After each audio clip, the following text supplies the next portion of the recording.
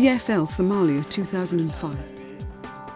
1999, and Medecins Sans Frontières received the Nobel Peace Prize. For over 30 years, MSF has combined medical assistance with standing up for human rights. In Doctors on the Front Line, we have seen how MSF focuses its slim resources on the areas and places of greatest need in the trouble spots of the world. In the capital of Haiti, it was treating the victims of gunshot wounds.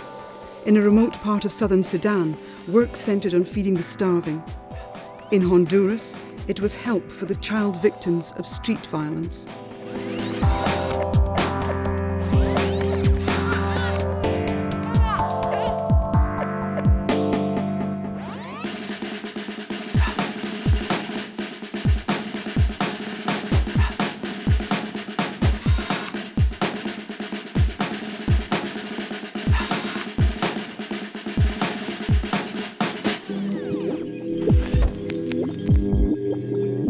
This time we return to Africa and go to Somalia, a country riven by clan violence, anarchy and environmental devastation. In one remote corner of this country, with no government, MSF provides an outpost of a civil society.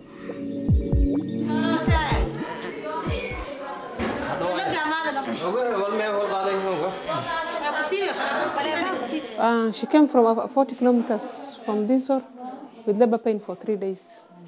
So she came, unfortunately the baby is not alive. So we are giving drugs to help her deliver a normal delivery. So we have put something to stimulate the contractions.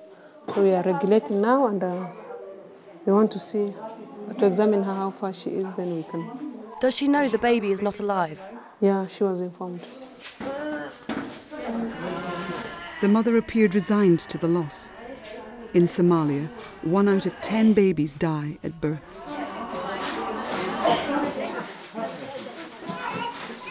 But that day was set to be different at the MSF hospital in Dinsoor. The baby was alive, healthy, and particularly alert. Fatima Gedi, the MSF nurse, suggested he should be called Abdul Nasib, the lucky one. That will be the name. It was a typical Somali story. Unpredictable, like the country itself.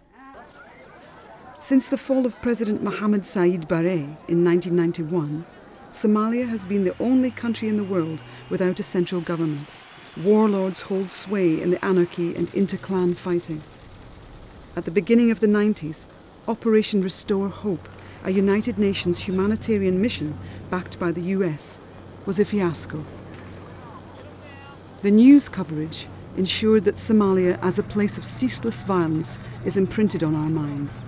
Finally, in 2004, after 13 failed attempts, a transitional government was appointed. But it's based in Kenya because Somalia is too dangerous to have a home-based government. It's now rumoured to be a new haven for Al-Qaeda. For humanitarian workers, it's the land of all dangers. MSF's been in Dinsoor, in southern Somalia, since 2002, running the only health centre in an area with a population of 100,000 people. 14 years of civil war have been devastating. 3 out of 4 people lack access to even the most rudimentary health care. By Somali standards, Dinsoor is relatively calm, but this being Somalia, it still means it's a high-risk MSF outpost. For Volker Lankau, a veteran of Afghanistan and Sudan, ensuring security is as important as carrying out MSF's medical mission. We have a war in Somalia, so now we mean when here is a clash. Yeah, it depends also how severe is the clash. When the balance is disturbed, it has a big impact on our project, and probably we have to go there. So. And close down completely? Probably. It's not predictable at all. When we have a clash, we don't want to come in a crossfire or something like that. But on the other hand, when there is a clash, we have to look after wounded people. And clashes are a way of life here. This 42-year-old man was wounded by a bullet in a fight over land between 2 clans. in a village 40 kilometres away. So the bullet came in through the chest, yeah, and come out on the other side and hit the left arm. 190. The bullet is still in the arm? No, it was come out. It came out? Yeah, you can just look at it. But it came out and lodged in the arm because the arm is also injured. Yeah. Anyway, let's have a look and see. He was lucky, really. Yeah, he's alive, he's lucky. 190. He had a hole in one of his lungs, but the bullet missed his heart. The doctors had to anaesthetise him to clean up the wound, but first the family had to consent. It's a vital security measure for MSF. For here, a death during a medical procedure can lead to a blood feud. In this case, both the uncle and the brother agree.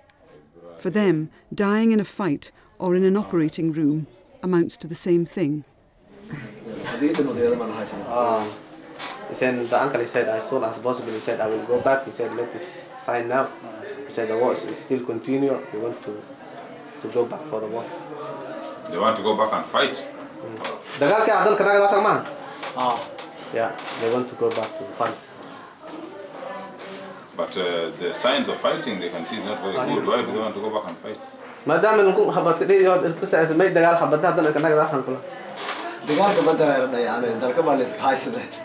He said, we are just defending, he said, our village, so we have to die there instead to run from the enemy. And still the war is going on there in the village. So, in other words, we have to be ready for more casualties now?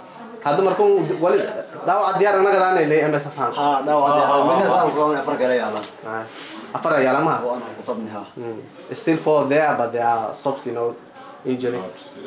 They are not in the danger, but he said MSF should have to be ready for them. For this moment, more casualties. A quick visit to the patient, and it was off to war again. The uncle, a militia leader, was only too happy to leave the hospital behind. His nephew was in good hands. Clan warfare is the norm in Somalia. But so far, in Dinsoor, there is a semblance of peace.